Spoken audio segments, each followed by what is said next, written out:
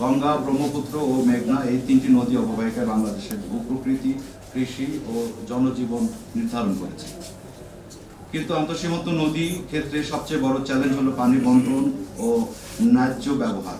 উজানের দেশ যদি অতিরিক্ত পানি প্রত্যাহার করে নেয়, তবে ভাটির দেশে খরা, মরুকরণের শিকার হয়। আবার বর্ষায় অতিরিক্ত পানি ছাড়লে ভয়াবহ বন্যার সৃষ্টি হয়। ফলে নদী কেবল ভৌগোলিক সীমারেখায় নয়, রাজনৈতিক আলোচনারও কেন্দ্রবিন্দু হয়ে ওঠে। ফারাক্কা ব্যারেজ, টিপাই মুখ বাঁধ কিংবা ব্রহ্মপুত্রের পানি প্রবাহিত হ্রাস নিয়ে বাংলাদেশে ভারতের বিতর্কের এর বাস্তব উদাহরণ। তবে সংঘাতের পাশাপাশি সহযোগিতার সুযোগও রয়েছে। দক্ষিণ এশিয়ায় নদীকে কেন্দ্র করে আঞ্চলিক সহযোগিতা হলে খাদ্য নিরাপত্তা, বিদ্যুৎ উৎপাদন, জীববৈচিত্র্য সংরক্ষণ ও জলবায়ু পরিবর্তন মোকাবেলায় সমন্বিত অগ্রগতি সম্ভব। নদী সংস্কৃতি মানুষের জীবনধারা ও পরিচয়ের অংশ। নদী শুধু ভৌত জলধারা নয়, বরং মানুষের সংস্কৃতি ও পরিচয়ের ধারক। বাংলাদেশে নদী কেন্দ্রিক গান, কবিতা, চিত্রকলা, উৎসব, লোকজ জীবন গড়ে উঠেছে। ভাটিয়ালি গান, মঙ্গল কাব্য, জসিমউদ্দিনের কবিতা কিংবা জয়নুল আবেদিনের ছবি সেই নদীর সঙ্গে অঙ্গাঙ্গিভাবে জড়িত। প্রতিদিনের জীবনে নদী মানুষের খাদ্য ও অর্থনীতির ভিত্তি। জেলের জাল, মাঝিদের নৌকা,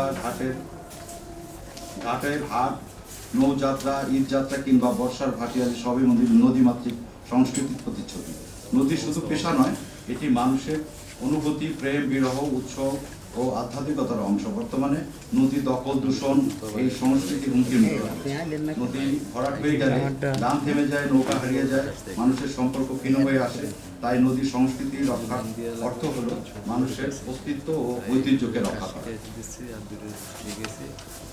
2005 সালে বিশ্ব নদী দিবস উপলক্ষে আন্তঃসীমান্ত নদী ও নদী সংস্কৃতি এই দুই দিক বিশেষভাবে গুরুত্ব বহন করে।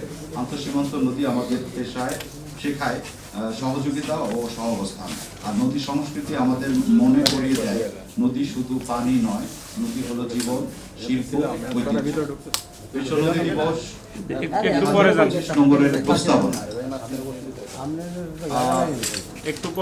23 মে জাতীয় নদী দিবস ঘোষণা। নদীমাতৃক বাংলাদেশের নদীর গুরুত্ব অপরিসীম হলেও বর্তমানে নদীগুলো দখল, দূষণ, নাব্যতা সংকটের কারণে অস্তিত্ব সংকটে পড়েছে। তাই নদীগুলোকে রক্ষা করতে জাতীয় নদী দিবস ঘোষণা করা এবং নদী সম্পদ মন্ত্রণালয় গঠন করা অত্যন্ত জরুরি। 23 মে জাতীয় নদী দিবস ঘোষণা করার কারণ হলো নৌপথে যানবাহনের নিরাপত্তা নিশ্চিত করা এবং নদী রক্ষায় জনসচেতনতা বৃদ্ধি করা, একটি সাধারণ মানুষকে নদীর প্রতি শ্রদ্ধাশীল হতে এবং এর সুরক্ষা নিশ্চিত করতে অনুপ্রাণিত করতে। ঐতিহাসিক ও সাংস্কৃতিক গুরুত্ব। বাংলাদেশের সভ্যতা সংস্কৃতি নদীর সঙ্গে ওতপ্রোতভাবে জড়িত। জাতীয় নদী দিবস পালনের মাধ্যমে নদীকে আমাদের ঐতিহ্য সংস্কৃতির অবিচ্ছেদ্য অংশ হিসেবে স্মরণ করা যাবে। সচেতনতা সৃষ্টি। এই নদী দিবসের মাধ্যমে নদী দখল, দূষণ এবং অপরিকল্পিত স্থাপনার বিরুদ্ধে ব্যাপক গণসচেতনতা তৈরি হবে। এটি মানুষকে নদী সুরক্ষায় সক্রিয়ভাবে অংশ নিতে উৎসাহিত করবে। নদীকে জীবন্ত সত্তা হিসেবে স্বীকৃতি। বাংলাদেশের উচ্চ আদালত দেশের নদ নদীকে জীবন্ত সত্তা হিসেবে স্বীকৃতি দিয়েছে।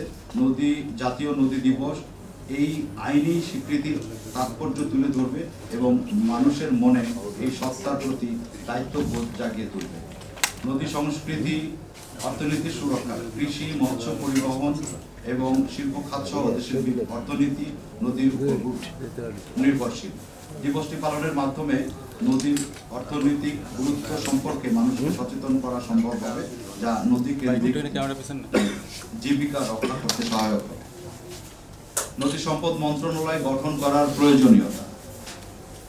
নদীগুলোকে কার্যকরভাবে সুরক্ষা এবং ব্যবস্থাপনার জন্য একটি স্বতন্ত্র মন্ত্রণালয় প্রয়োজন, কারণ বর্তমানে নদীর কাজ বিভিন্ন মন্ত্রণালয় এবং সংস্থায় বিভক্ত। সমন্বয়হীনতা দূরীকরণ। বর্তমানে নদী সুরক্ষার দায়িত্বে বিভিন্ন মন্ত্রণালয়, যেমন নৌ পরিবহন মন্ত্রণালয়, পানি সম্পদ, ভূমি এবং পরিবেশ মন্ত্রণালয়ের মধ্যে বিভক্ত। এতে করে কাজের সমন্বয়হীনতা দেখা যায় এবং কোনো একক সংস্থার জবাবদিহিতা থাকে না। নদী সম্পদ মন্ত্রণালয় গঠন হলে একটি একক কর্তৃপক্ষ নদী ব্যবস্থাপনার সার্বিক দায়িত্ব পাবে, যা সুষ্ঠু সমন্বয় নিশ্চিত করবে। দখল ও দূষণ রোধে কার্যকর পদক্ষেপ। নদীর অবৈধ দখল এবং শিল্প কারখানায় অপরিশোধিত বর্জ্য দ্বারা দূষিত একটি গুরুতর সমস্যা। এটি স্বতন্ত্র মন্ত্রণালয় থাকলে সমস্যার বিরুদ্ধে দ্রুত ও কঠোর ব্যবস্থা নেওয়া সহজ।